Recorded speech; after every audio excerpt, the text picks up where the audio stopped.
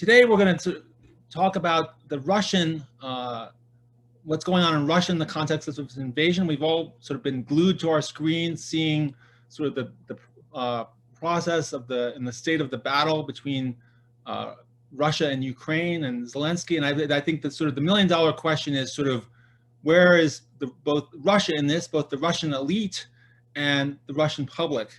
And today I'm going to be having a conversation with Yevgenia Albats, who's a very well-known Russian investigative journalist and radio host. She's the CEO and editor of The New Times, a Moscow-based Russian language independent political weekly. She also was a host of the Absolute Albats, a talk show on Echo Moskvy, and I guess you're still doing that online, right? Even though Echo Moskvy has been taken off the air.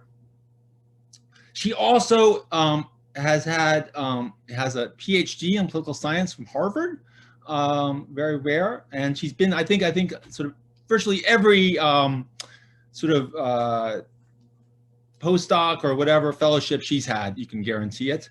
I know her most from her book, her fabulous book on the KGB in Russia, which was published in the 1990s, a really groundbreaking book. So Zhenya, I'll start it off. Tell us, about the mood in Russia and what has been the reaction to the invasion? Lucan, thank you very much for having me. I'm just happy to be, virtually, of course, at the University of Toronto. I've never been to Toronto, so I was just once to Canada, to Montreal, and it's very nice for you to invite me. I also want to say that if there are any people from Ukraine, I want to say that I sincerely apologize for what my government does. I feel ashamed that I'm a citizen of Russian Federation, and I feel ashamed that Russian troops are killing Ukrainians as we speak, that Russian planes are bombing Ukrainian civilian buildings as we speak, that missiles are pushed from the territory of Belarus, and I feel absolutely awful about what's happening. I also should tell you that, I've been traveling time and again around Ukraine. I love this country. I've been many times to Ukraine. Part of my family came from the Western Ukraine. It's Khmelnytsky Oblast. There was a shtetl, Derazhnya, where my grandma and grand-grandma parents lived. And I traveled all around there. My dad, March Albats, was a spy during the World War II. He was parachuted on the territory of the Nazi-occupied Ukraine on September 5th, 1941. His safe house, or conspiracy flat, I don't know what's the right thing to say, was in the city Nikolaev. In Ukrainian, it's Mykolaiv. It's not far from Odessa. It's the southern part of Ukraine. And, I was there. I found this place, Pushkinskaya 14. Anyway, I should tell you that there are a lot of memories about Ukraine that I carry in my head. And now when I see that, the buildings in flames in Nikolaev and, and the pavements riddled with shrapnel, in Nikolaev, and I see what happened to Zhytomyr and Vinnytsia. And I know all these places by heart, I drove all around there, and, and I feel absolutely awful. Yesterday, I spoke to a friend of mine who got stuck in Kiev. She stays on Bogdana Khmelnytskaya Street. Those of you who know Kiev, it's downtown Kiev. And she's Russian, and she has a Russian passport, and she's a very known personality here. She came there, for some show and just got stuck. And so I was asking her, how do you feel with being, speaking Russian, talking, and she said, at the beginning, people were telling me that, get on your tank and go back to Russia, but no longer. Unfortunately, also I should tell you that, I'm a journalist, and when it comes to wars, of course, I'm a reporter. And, but, because I had the knee replacement surgery 3 weeks ago, I'm stuck in Moscow. Otherwise, of course, I would be reporting from the front lines in Ukraine. Now, how people feel here, obviously, there's no way I know how all 144 million Russians feel here. I know that there are some people, when I drive around Moscow, I see imbeciles who are driving expensive SUV, and they have letter Z.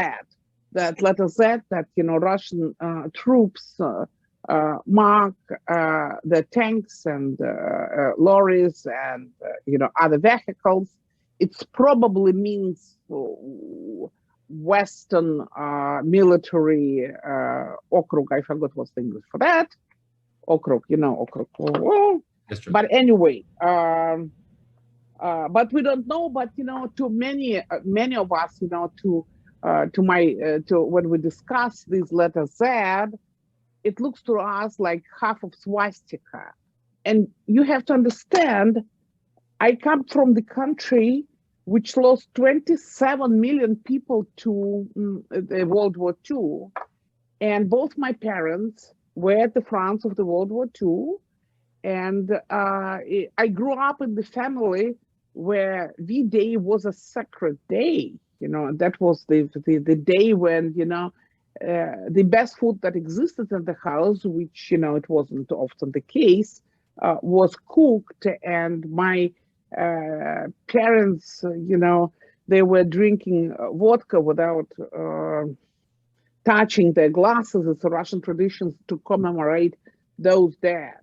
And so, and all their friends who were coming to our place, they also had their own memory of the World War II. Anyway, it is to say that for us, swastika is something unbelievable. I mean, you immediately, something, deep in our guts resist to see this.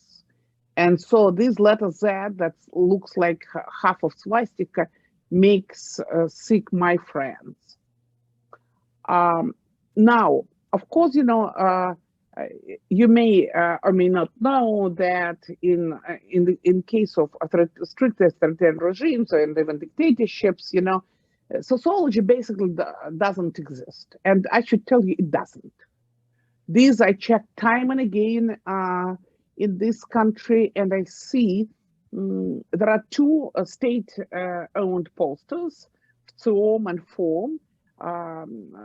Surprise, surprise, they came with almost the same numbers, as if, they had the same data, and, somehow they managed to do a questionnaire of people on their phones, on their standard, regular flat phones and cell phones, and they came out approximately with the same data set, which suggests that 2/3 of those questions support the war.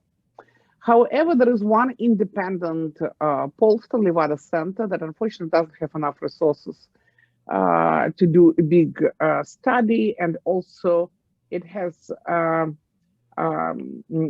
it's been labeled as a foreign agent by the Russian government, as all of us. Whoever doing anything good in this country immediately got this label foreign agents on their elbows. So, and of course, many times, of course, too. So they did some studies, also, some question over the phone, and the first at the end of the first week of the war, and it suggested that approximately 49% of those questions were in favor of the war, 40 against the war. So we would say half and half. However, let me just suggest you this some facts. Since I'm on the ground, I'm in Moscow. This is my office. Now, first of all, Russian government doesn't acknowledge that what they do in Ukraine is war. We're not allowed. Journalists are not allowed to call this war or invasion or offense. They call it special operation. And that's how the majority of us got blocked 2 days or 3 days or 4 days after the beginning of the war. So the war started on February the 24th, and 2 days later, the New Times received a letter from the, what we call, the Ministry of Truth. I refer, of course, to the famous Orwell's 1984. So it's the Federal Agency Control of Communication, which, basically exercise censorship in Russia, even though censorship is, of course, prohibited by the Russian Constitution. So I received a letter saying that the stories that we publish on the New Times, stories about civilians killed in Ukrainian, bombardment, etc., it's all fake news. And because it's all fake news, so they block us so that Russian public cannot see us. So on the territory of the Russian Federation, New Times is no longer visible unless you have VPN. VPN is a virtual private network, and all of us we do have. But in a way, when you work under VPN, you preach to the converted. However, in a matter of days, 16 different independent publications, websites, internet-based channel, TV Rain, broadcasting, freewheeling broadcasting, Echo Moskvy, where I had my show for 19 consecutive years each Monday, they either got closed by the government, like it happened with Echo Moskvy. It was just taken off the air, just in the middle of a program, up, and they killed us.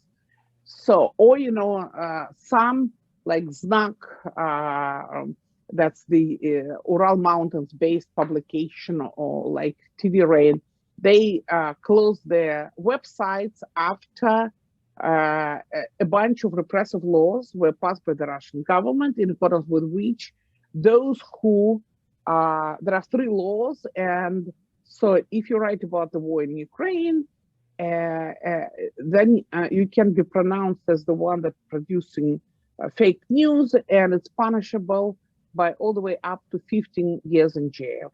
The second law, called discreditation of the Russian army, it is to say any critique of anything that Russian army does is punishable by the, I think, 5 years in jail, something like that.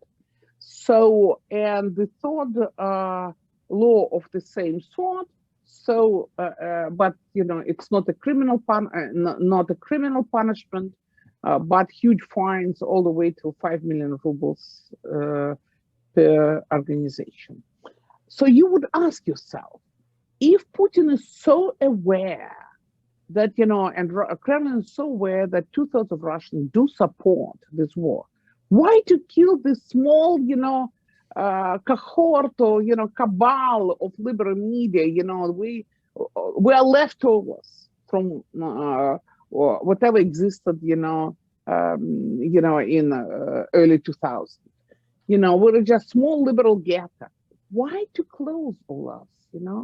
Why they were so concerned that some, New Times, which they already, it was a paper, or a political weekly, we were kicked out from distribution, from all the printing facilities, and now just a small website. Why to block us?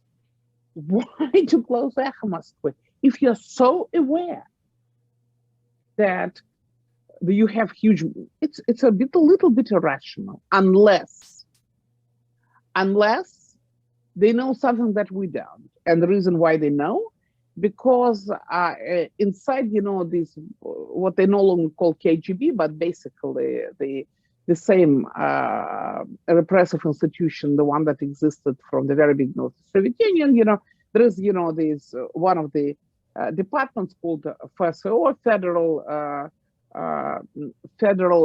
Secret of Федеральной службы безопасности, Federal Security, Federal Security Service. It's basically, you know, this Kremlin-based, you know, hand of the FSB, you know, the successor to the KGB. They have their own sociologists. And apparently, you know, they have been running different polls. They have a hell of a lot of money, and probably, you know, they have pretty good sample. And, you know, of course, you know, for the country of 11 time zones, it's a little bit a tricky thing to do a good poll. Now, and my suspicion, it's only my suspicion because we have no information whatsoever, that the numbers that they got suggest that Russians, in fact, not in love with this war. In fact, Ukrainians, you know, you have to understand, we are very, you know, there are 3 Slavic nations, Ukrainians, Russians, and Belarusians. And we are culturally, religiously, and linguistically, we are very close. Yes, of course, you know, in Ukraine, there are, you know, Ukrainian Catholics, Jews almost all killed, so it's no longer, you know, an issue, but some left, you know, a little bit. But basically, you know, it's 3 Christian republics, are predominantly Russian Orthodox. Linguistically, we're very close. You know, I can understand Ukrainian, and it's not a big deal. I cannot speak Ukrainian, but you know, for instance, Kharkiv, the city 35 kilometers from the border with Russia, which was heavily bombarded and was totally destroyed by Russian missiles. Listen, Kharkiv, 95% of those who live in Kharkiv, they speak Russian. Yeah. They do speak Russian, and it's totally destroyed now. So Mariupol, yeah. I just want to break it.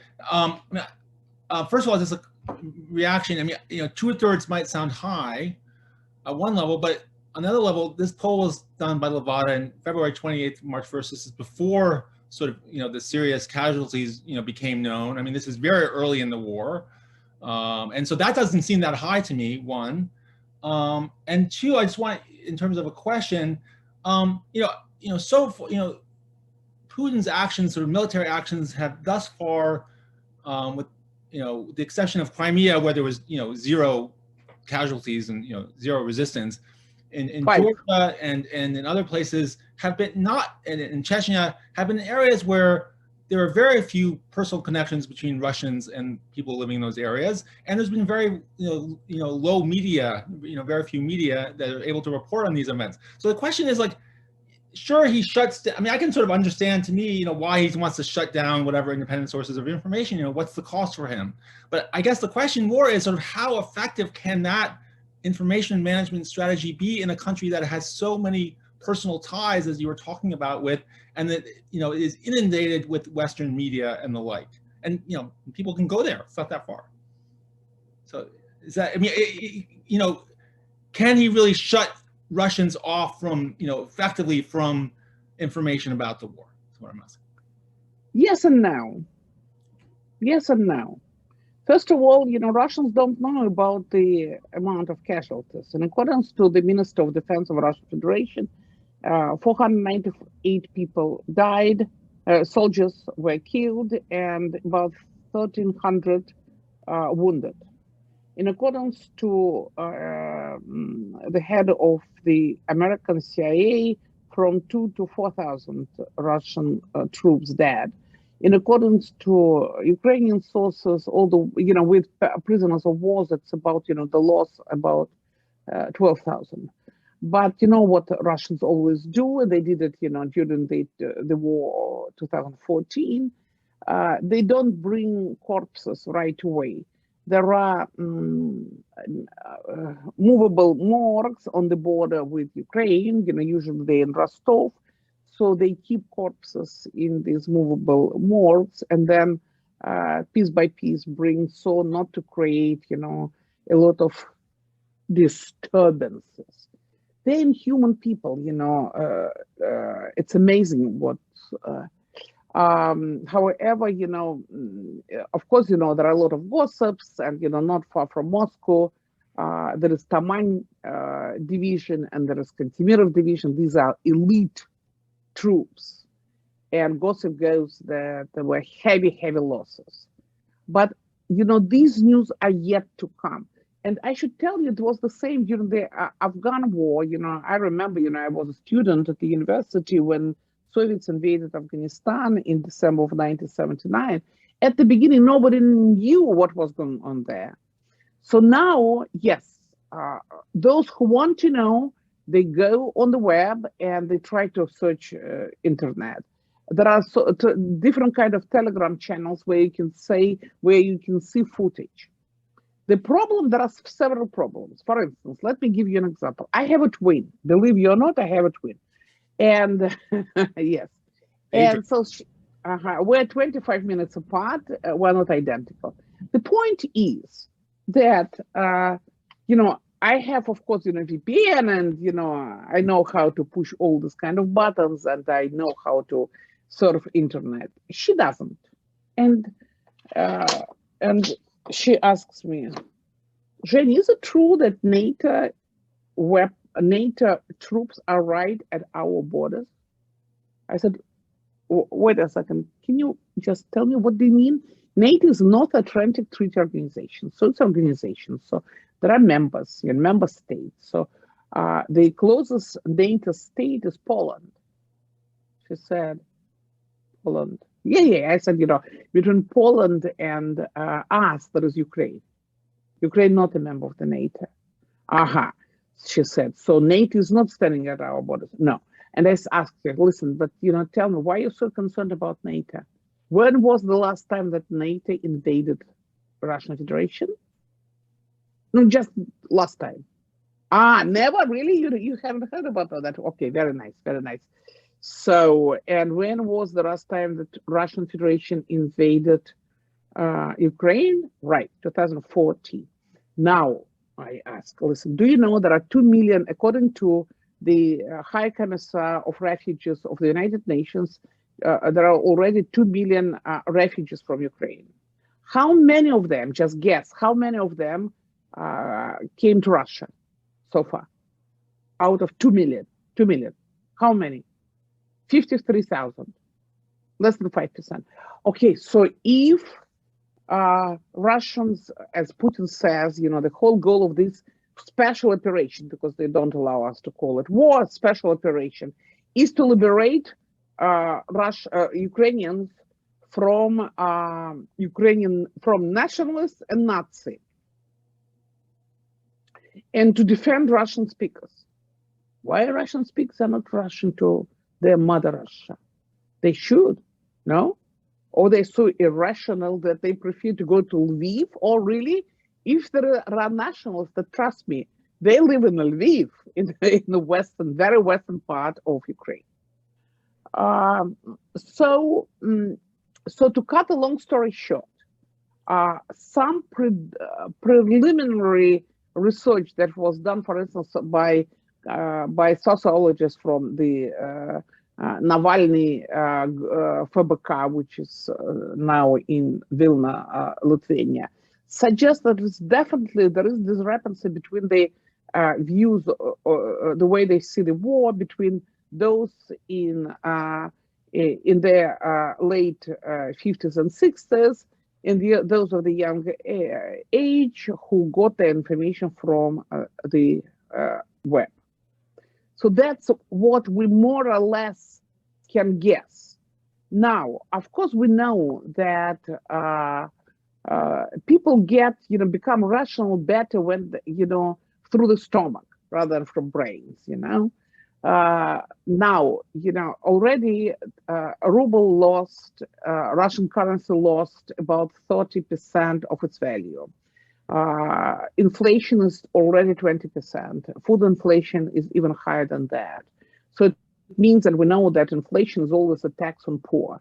There are about 17 million Russians who live below the poverty line. So how many of them will become, will go, even low on the scale? Guess no.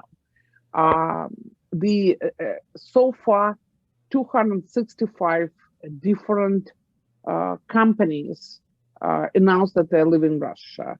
From McDonald's, which is closing all its 850 shops in Russia. And that's, not about burgers. It's about 62,000 people who are losing their jobs. Starbucks, That's a huge problem for me. Starbucks. I cannot live without Starbucks. There are certain things that I'm attached to.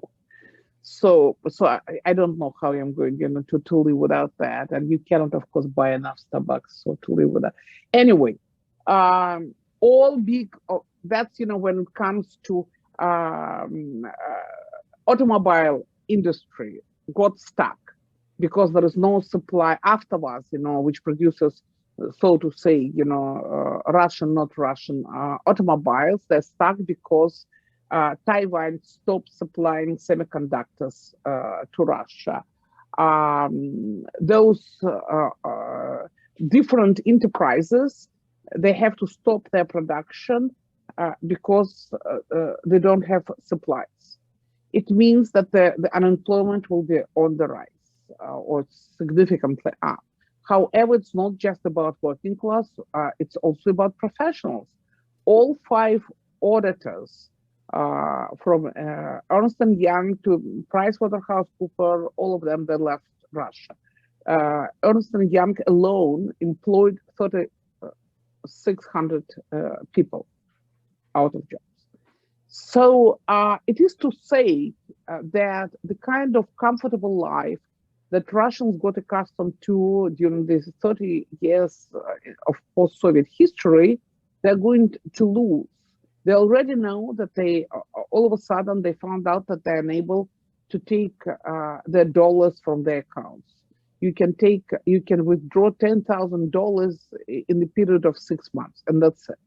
You cannot transfer this money outside country.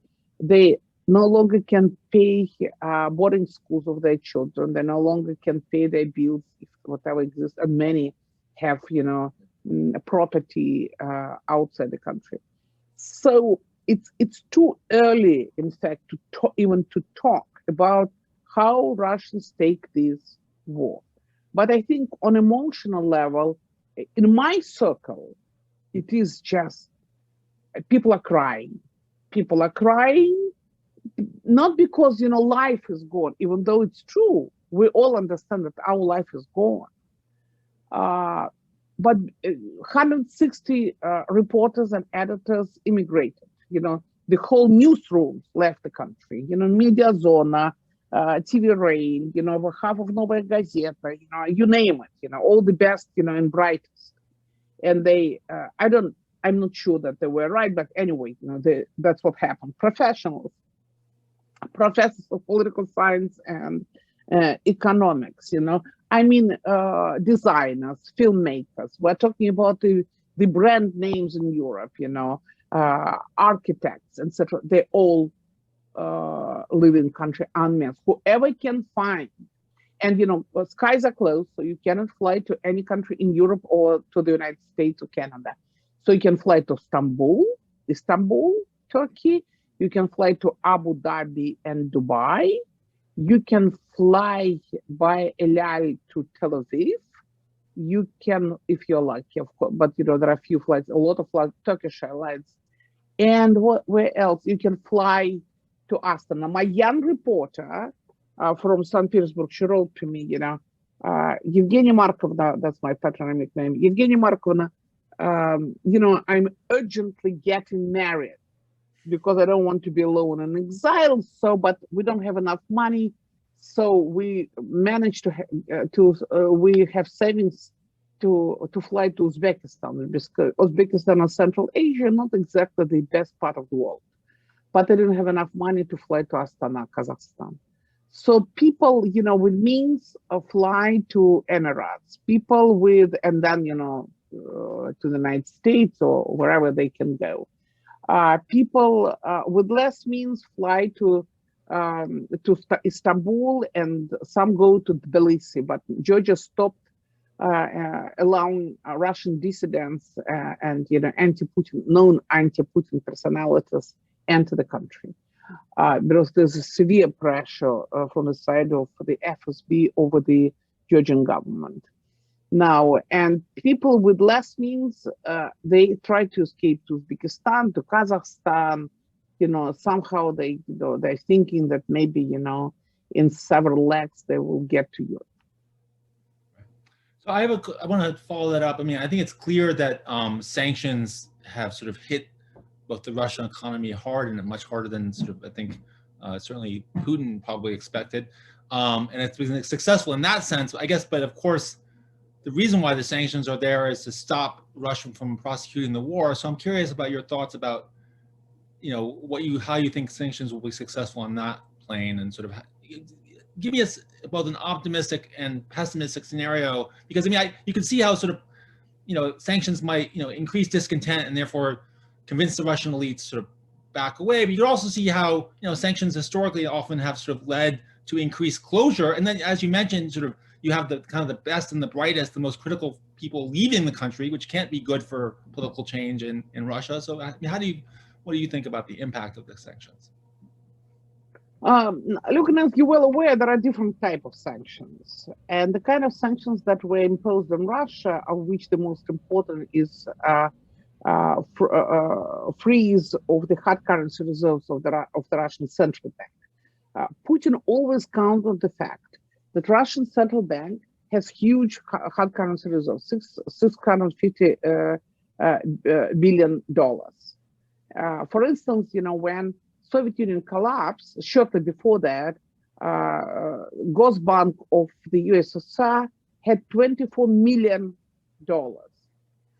Gold was sold, right? Russia has more than 1,200 in gold. However, as a result of freeze imposed on hard currency reserves, about half of it became useless. They in euros, in dollars, in Swiss francs, and etc. And Russians cannot use it. Another half is either gold that Russians have to, and gold has dubious liquidity, but the most important, and the second part is yuan, Chinese yuan.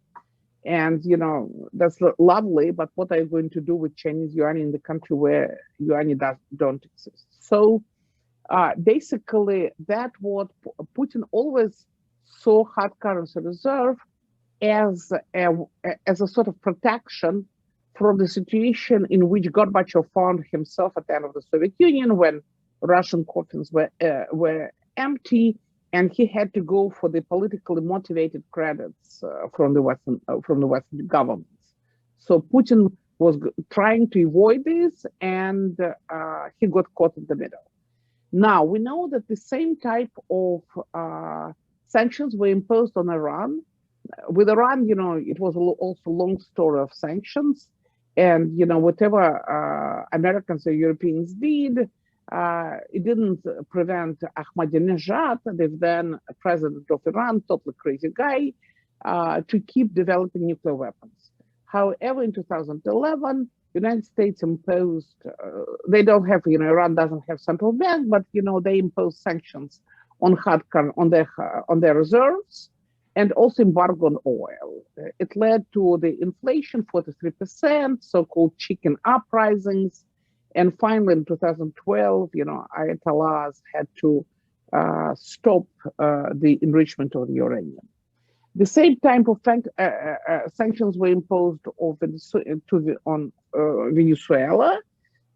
It didn't really have a really impact. There was a hyperinflation, but we know there is, this autocracy Inc., as Anna Appelbaum, outlined this in her brilliant piece in Atlantic. They support each other. Venezuela got a support from the side of Russia, China, Turkey, and etc. But still, the situation is awful in Venezuela. Anyway. So to cut a long story short, it is the very first time, and Russians didn't expect that US and the European Union, first, they didn't expect sanctions against hard currency reserves. Secondly, they never expected this unity from the side of the West, because good people, they can always agree on disagree.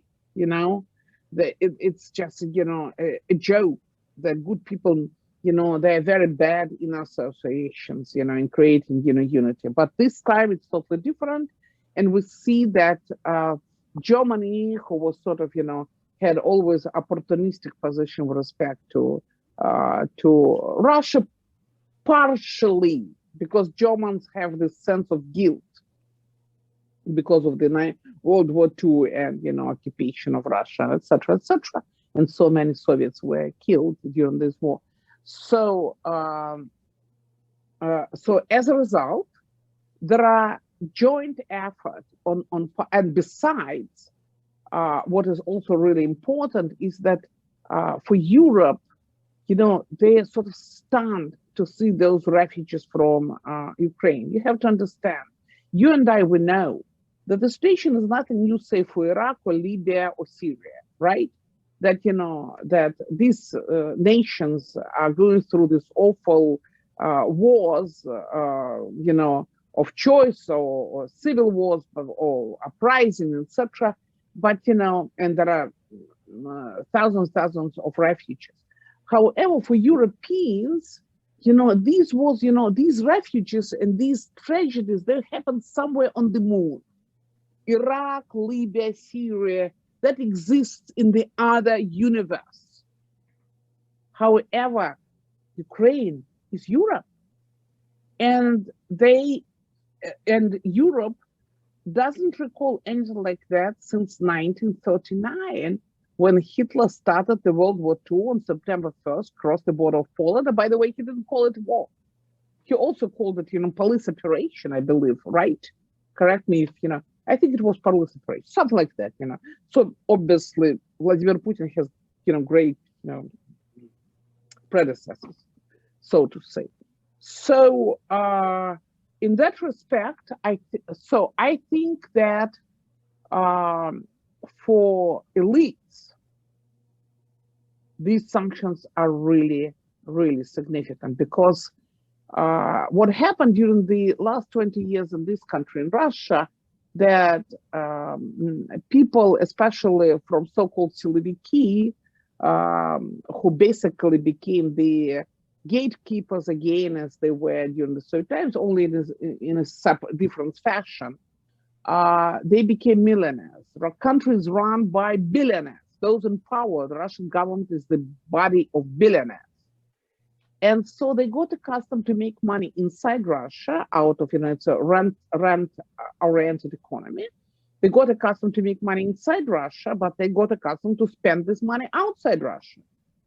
As, you know, they love to say that, you know, you know, if you go on vacation, you never go with your wife. You know, why do you want to go with your wife on vacation? You have a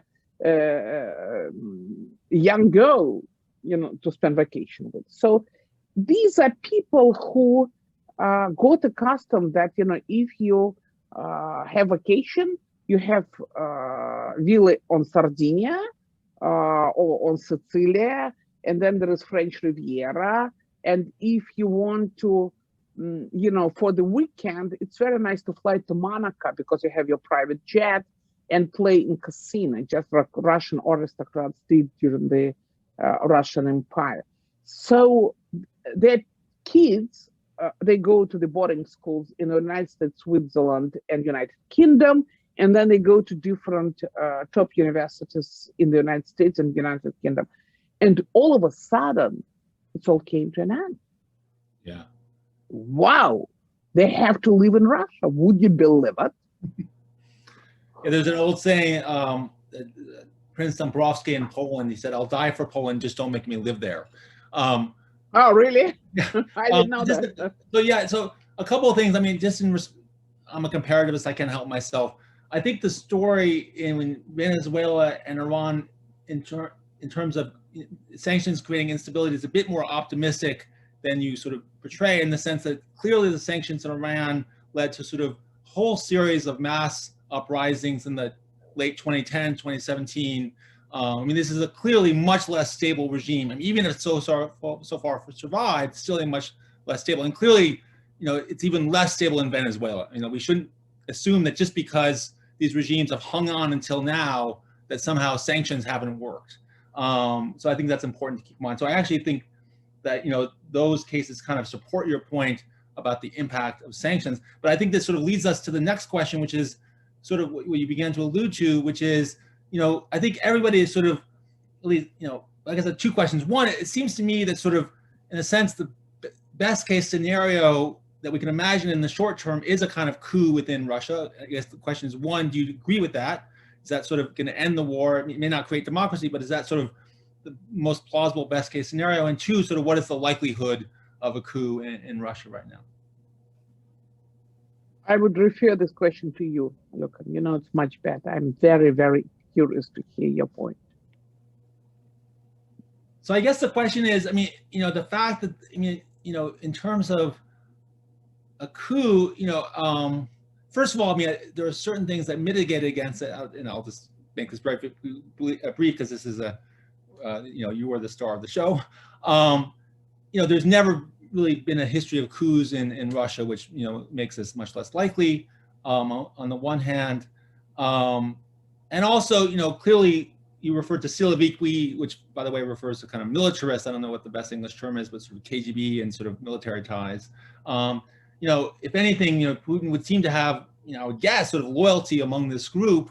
And, you know, and I imagine they, you know, while they might not like the sanctions, you know, they must fear for their lives should he fall. And, you know, they have, you know, they may think that the current situation is bad, but the alternative in which people like you gain more influence may be even worse. And I think, and that's, you know, and so I worry about, you know, that the Putin's regime, like any personalist regime, so the exit options for many in the leadership aren't particularly attractive, right? So, you know, that's what I would worry about in terms of, you know, in a sense that the hard part about encouraging a coup is you want to kind of, you know, you want to punish the top guy, but you also want to, you know, make sure that those around him feel that they're going to be taken care of, you know, should he fall, because otherwise they're just going to, you know, kind of, you know, hang tight and do whatever they can to stay in power.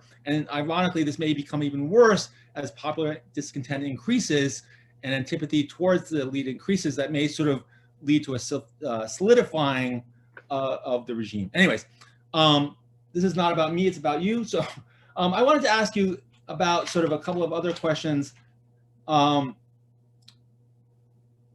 You know, my experience, you know, albeit limited, I lived in Moscow in the early 1990s, and, you know, I've had very minimal discussion with, you know, some Russian elites.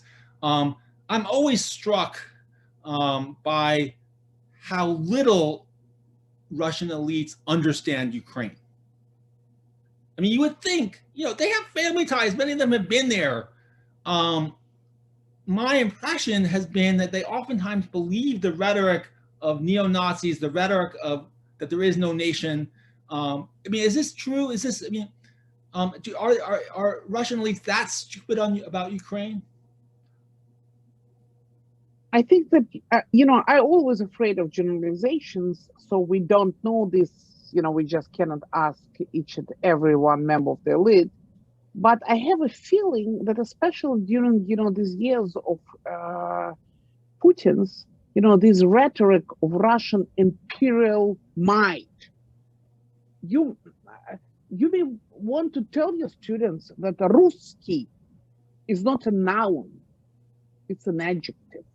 It's something that belongs to the land, to the territory. It's imperial notion that drives Putin and Putin's nationalism, which is so attractive to his Siloviki. Also, you know, that they are the notion of this imperial might. And Ukrainians, you know, they're just minor brothers. They happen to the minor brothers, you know, they're sort of, you know, a little bit not, you know, perfectly grown ups. That's what I think, you know, there is this upside down view. I should tell you that that was characteristic of the KGB guys back in the Soviet Union. They also were these, they carried this imperial nationalism. They also saw other nations as their little brothers to Russians, despite of all this chit chat about, you know, internationalism, etc. So, but I agree with you that, but you know, precisely because if all the time, first of all, people are awfully uneducated about history of Ukraine. I always, whenever I have my stream, I show people, but I should accept that I read myself these 3 years ago. And I am, a person with some attraction to knowledge, right? So the absolute majority of Russians, they don't know shit about this story of Ukraine. For them, Ukraine, they know Bogdan Khmelnytsky, Gogol, Вечера на хуторе близ Диканьки, and basically that's it, their understanding of Ukraine. And of course, when you read about the history of Ukraine, you see how this thrust for statehood, for sovereignty, that time and again, this nation was trying to set up itself as a sovereign state. And it was very hard because it was, Ukrainians were in between of powerful neighbors. So, and of course, the absolute majority of Russians, they know Taras Bulba and Boris Khmelnytsky. That's all they know. So that's the problem of ignorance, of course. So what about Zelensky in Russia? I mean, last time I was in Moscow was actually during the 2019 presidential race in Ukraine. And I was struck by sort of the objective coverage of that race. And I certainly don't have any representative sample, but all my Russian friends thought Zelensky was the bee's knees. And this is in 2019. I mean, he was just, kind of very attractive, sort of spontaneous, real outsider. And we also know that Zelensky, obviously, his first language is Russian. He's made various appeals to, directly to Russians. I mean, do you think, what is the Zelensky factor, you think, in Russia right now? I mean,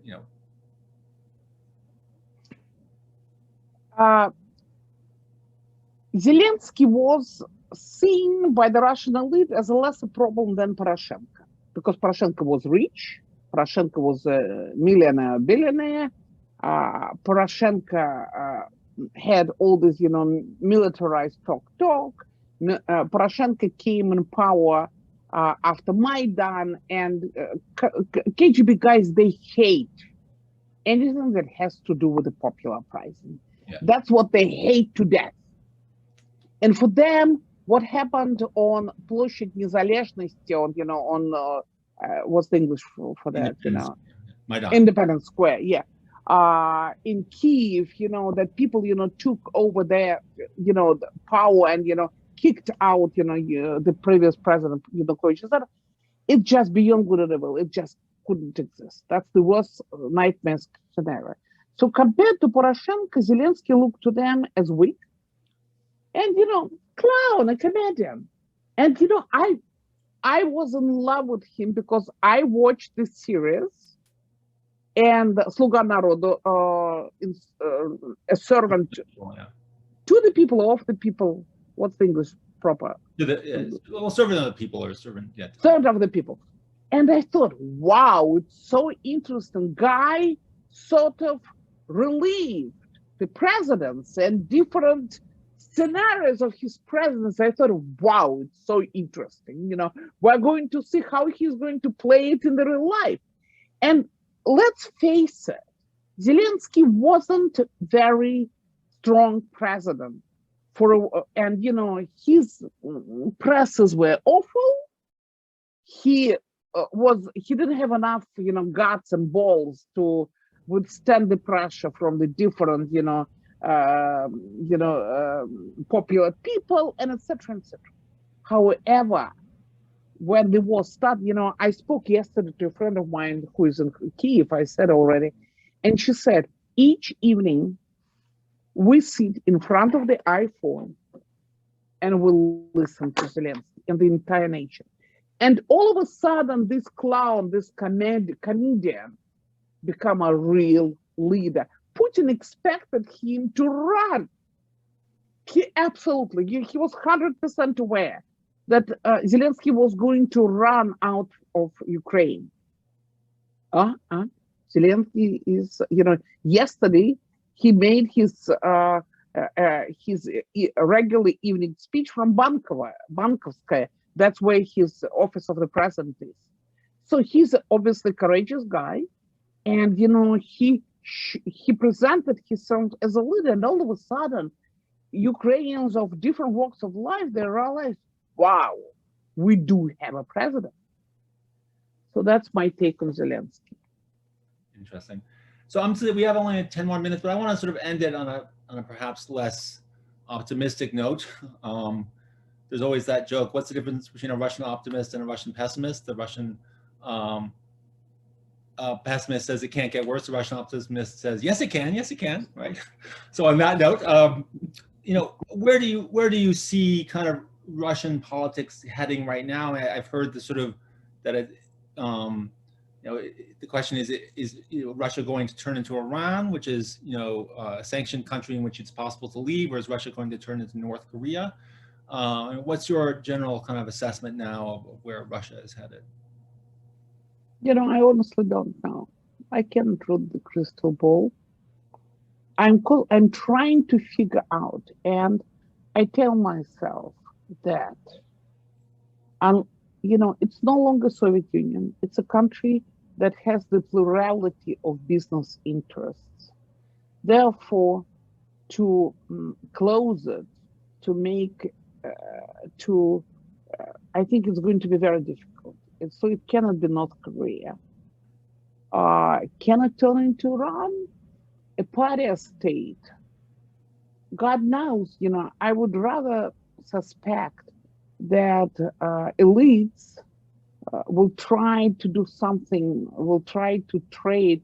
You have to, what's really important, Lucan, I think, is that they don't bear any ideology. Yes, Putin recently, became, a little bit, obsessed with the idea of this Rus and, 2 years of, sitting in the bunker, turned him, probably he read too many books by Lenin, but, in general, they're all opportunists. They don't have any ideology. They don't have any belief. They believe in the power of dollar, if they believe in it. So that's why I think that these billionaires and millionaires, they're not ready to live in the golden cage, and especially, they are in their late 60s, early 70s, but they have children who are children of billionaires and millionaires, and they have grandchildren who are grandchildren, and they definitely are not ready to live in the golden cage. So to be honest with you, I don't believe, or maybe I don't want to believe.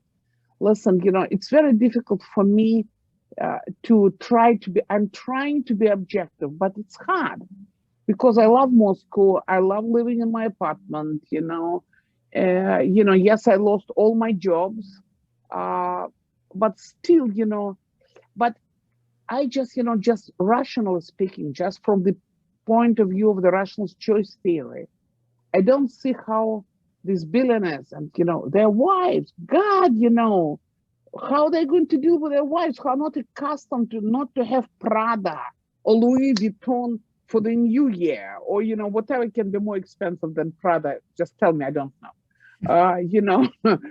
And all these brands are gone. So I don't believe that these billionaires and millionaires, that they're prepared to live inside the golden cage.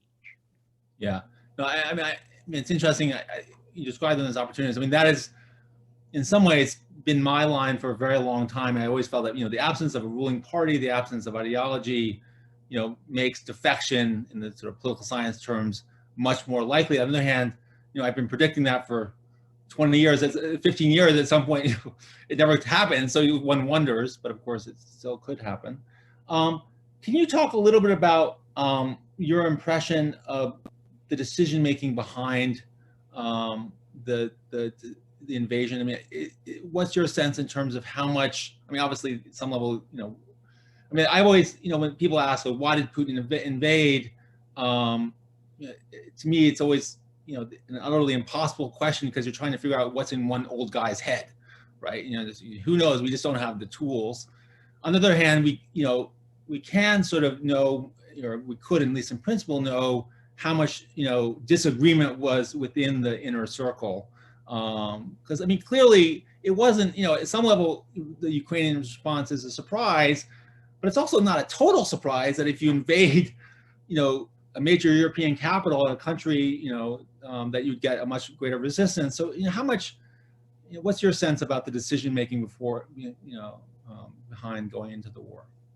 Obviously, you know, the decision-making sphere is totally closed from access of any outsiders, and at least for a year, you know, those of my sources who used to meet with me, you know, they no longer meet with me, you know, even, you know, my friends are afraid to meet with me because I'm very toxic.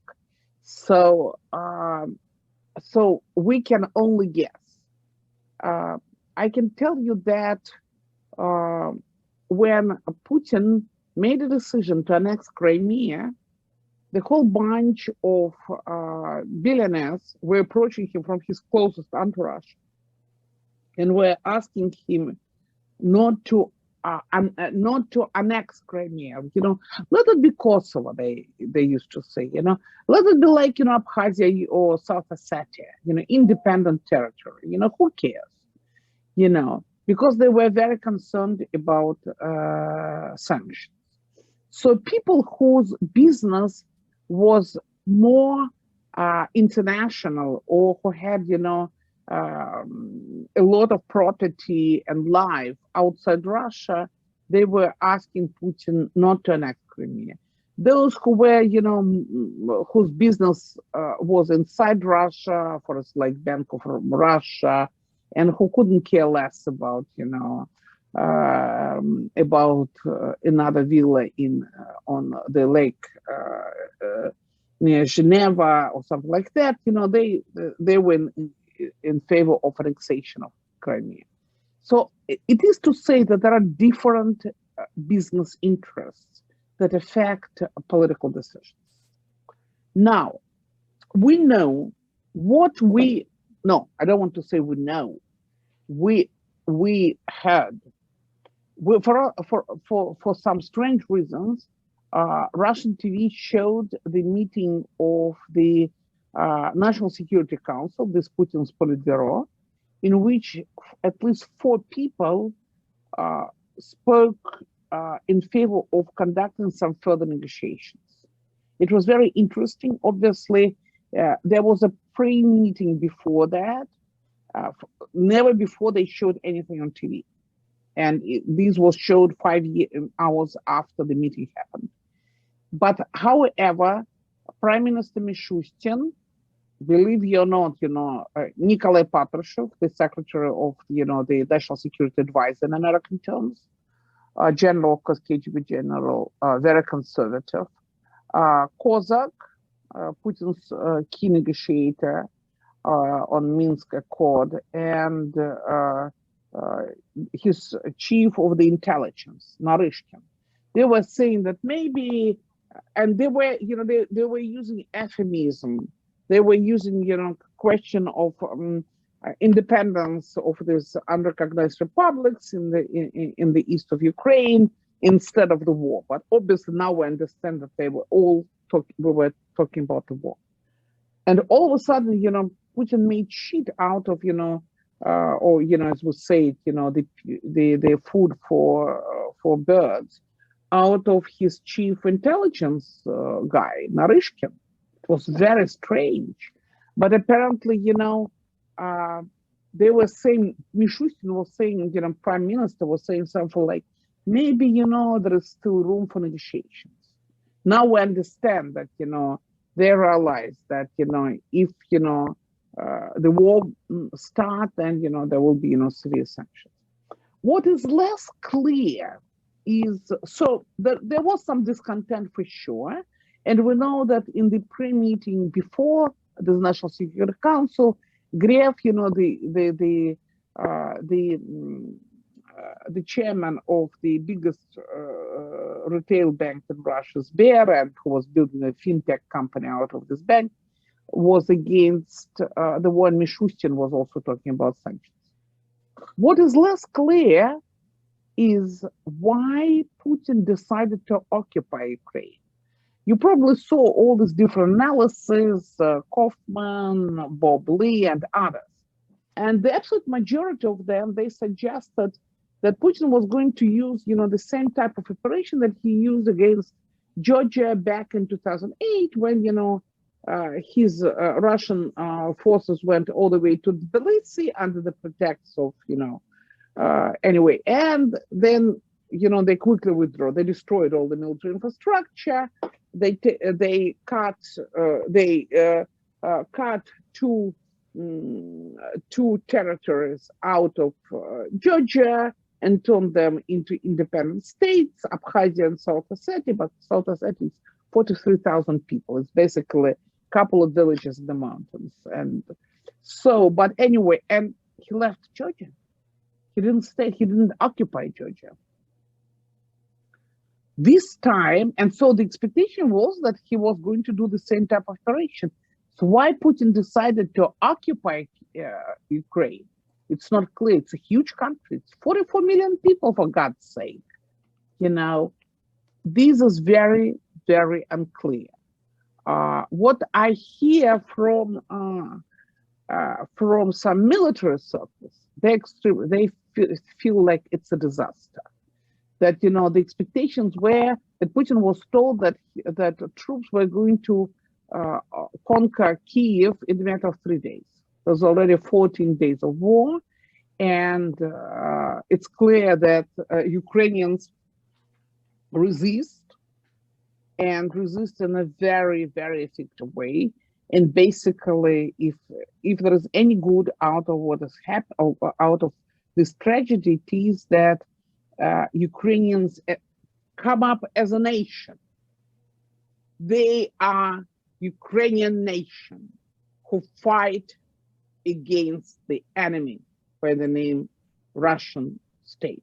So, but everything else is, I'm afraid that it will take us decades to find out what happened and why did Putin, or what was the rationale behind the kind of invasion that it can be just erratic. It's like remember how Putin got himself into the war with Syria. Obama called Russia a regional power. Putin got extremely offended and decided to show middle finger to Obama, and built a military base in Syria and got himself involved in the major military battles in Syria. Who knows? Okay, so I'm afraid we're going to have to end it there. Thank you, Evgenia. That was incredibly edifying. I really appreciate your analysis. But most of all, I just this has all been a very hard conflict for all of us. I mean, especially you. But I just want to say we really appreciate your bravery and staying in Moscow, because that is that's. Lucan, I can tell you absolutely honestly, I'm not a martyr. I'm not a suicidal. I hope that I have good guts to figure out when the last train is going to depart. I hope you're right. And anyways, I hope we'll hear from you again. Thank you everybody for joining us. The Center for European Russian Eurasian Studies has a number of events on Ukraine. We're doing about 2 times a week. We're keeping this in the public eye. And also these events are being organized by the Petro Jacyk program for the study of Ukraine, of which I am co-director. I should have mentioned that. And anyways, so please stay tuned and go check out our website to look for future events. Thank you again, Evgenia. Thank you. Bye. Thank you very much, Lucan, for having me. Thank you. Bye. Bye.